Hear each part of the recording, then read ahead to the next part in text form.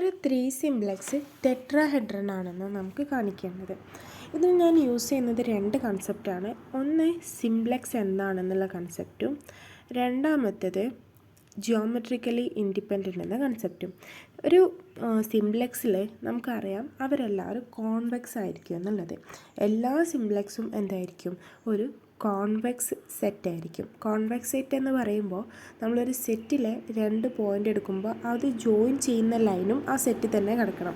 ഇപ്പോൾ ഇങ്ങനെ ഒരു സെറ്റാണ് എടുക്കുന്നുണ്ടെങ്കിൽ ഈ 2 പോയിൻറ്റുകളെ ജോയിൻ ചെയ്യുന്ന സ്ട്രെയിറ്റ് ലൈന് ഈ സെറ്റിലല്ലല്ലോ. അപ്പോൾ ഇതൊരു കോൺവെക്സ് സെറ്റ് അല്ല, ഇതൊരു കോൺവെക്സ് സെറ്റാണ്. അപ്പോൾ കോൺവെക്സ് സെറ്റ് ആയിരിക്കണം എല്ലാ സിംപ്ലക്സും. ഇനി സിംപ്ലക്സിലുള്ള പോയിൻറ്റ്സുകളെ നമ്മൾ എടുക്കുമ്പോൾ ആ പോയിൻറ്റ്സുകൾ ജിയോമെട്രിക്കലി ഇൻഡിപെൻഡൻ്റ് ആണ്. ജിയോമെട്രിക്കലി ഇൻഡിപെൻഡൻ്റ് എന്ന് പറയുകയാണെങ്കിൽ K+1 പോയിൻറ്റ്സുകൾ എടുക്കുകയാണെങ്കിൽ അവർ K-1 ഡയമെൻഷനുള്ള ഒരു ഹൈപ്പർ പ്ലെയിനിൽ ഉണ്ടാവാൻ പാടില്ല. ഇപ്പോൾ ഉദാഹരണം പറയുകയാണെങ്കിൽ 3 പോയിൻറ്റുകൾ നമ്മൾ എടുക്കുകയാണെങ്കിൽ അവരെല്ലാവരും കൂടി ഒരൊറ്റ ലൈനിൽ നമുക്ക് വരക്കാൻ പറ്റരുത്. നമ്മളതാ ഈ 3 പോയിൻറ്റ് ഇവരെന്താണ് ജിയോമെട്രിക്കലി ഇൻഡിപെൻഡൻ്റ്, അവർ 3 പേരെയും കൂടി ഒരൊറ്റ ലൈനിൽ എനിക്ക് വരക്കാൻ പറ്റില്ല.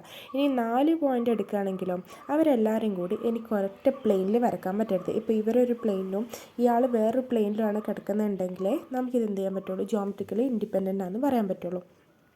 ഓക്കെ, അപ്പോൾ 3 പോയിൻറ്റുകൾ ഒരു ലൈനിലുണ്ടെന്ന് പറയാൻ പറ്റരുത്, 3 പോയിൻറ്റുകൾ ഒരു ലൈനിലുണ്ടെന്ന് പറയാൻ പറ്റരുത്, 4 പോയിൻറ്റുകളാണെങ്കിൽ അവരൊരു പ്ലെയിനിലുണ്ടാവരുത്, 5 പോയിൻറ്റുകളാണെങ്കിൽ അവരൊരു സ്പേസിലുണ്ടാവരുത്, 3 ഡയമെൻഷൻ സ്പേസിലുണ്ടാവരുത്. അങ്ങനെ K പോയിൻറ്റ്സുകൾ എടുക്കുകയാണെങ്കിൽ K+1 പോയിൻറ്റ്സുകൾ എടുക്കുകയാണെങ്കിൽ അവരൊരു K-1 ഡയമെൻഷനുള്ള ഒരു ഹൈപ്പർ പ്ലെയിനിൽ ഉണ്ടാവരുത്. ഇതാണ് ജിയോമെട്രിക്കലി ഇൻഡിപെൻഡൻ്റ് എന്ന് പറയുന്നത്.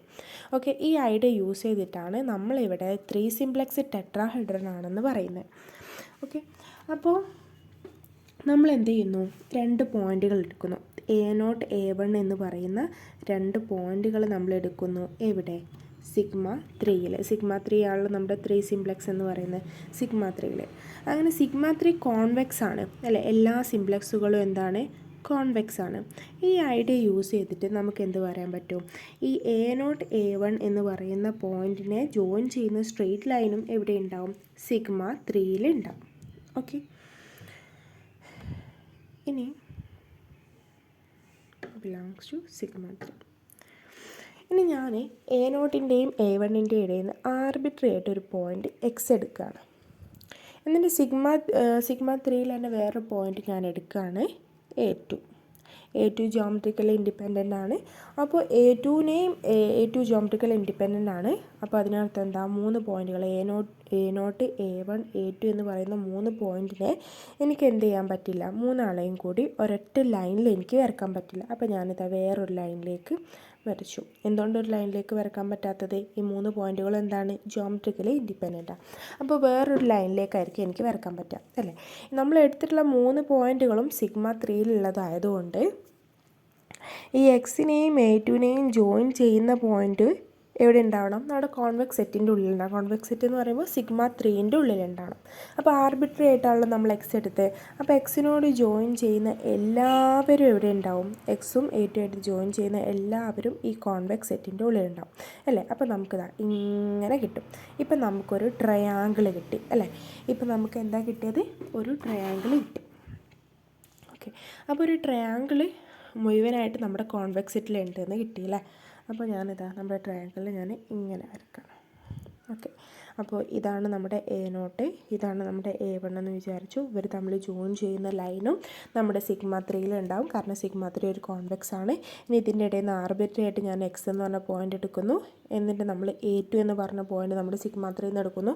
3 പോയിൻറ്റുകൾ ഒരു ലൈനിൽ വരില്ല σ3യിൽ അല്ലേ? 3 പോയിൻറ്റുകൾ ജിയോമെട്രിക്കൽ ഇൻഡിപെൻഡൻ്റ് ആയിട്ടുള്ള 3 പോയിൻറ്റുകൾ ഒരു ലൈനിൽ വരാത്തതുകൊണ്ട് നമുക്ക് എന്ത് ചെയ്യാൻ പറ്റും? ഇതിനെ വേറൊരു ലൈനിലേക്കാണ് വരക്കുന്നത്.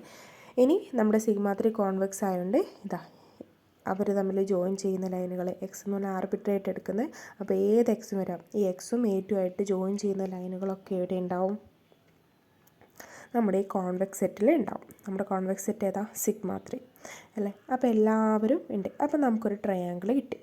ഇനി ഞാനിതാ ഈ ട്രയാങ്കിളിൽ നിന്ന്, ട്രയാങ്കിൾ എന്ന് പറഞ്ഞാൽ ഈ A0 A1 A2 എന്ന് പറയുന്ന ഈ ട്രയാങ്കിളിൽ നിന്ന് ഞാൻ എന്ത് ചെയ്യുകയാണ്? ഒരു പോയിൻ്റ് എടുക്കുകയാണ്. X1 എന്ന് പറയുന്ന ഒരു പോയിൻ്റ് ഞാൻ എടുക്കുകയാണ്. ഇതിൻ്റെ ഉള്ളിൽ നിന്നൊരു പോയിൻ്റ് എടുക്കുകയാണ്. എന്നിട്ട് ഞാൻ A3 എന്ന് പറയുന്ന ഒരു പോയിൻറ്റിനെ ഞാൻ നമ്മുടെ σ3 എന്ന് എടുക്കുക. ഓക്കെ, A3 എന്ന് പറഞ്ഞ പോയിൻറ്റ് σ3 എന്ന് എടുക്കുക. ഇനി A3 എന്ന് പറഞ്ഞ പോയിൻറ്റ് ഈ പ്ലെയിനിൽ വരുമോ?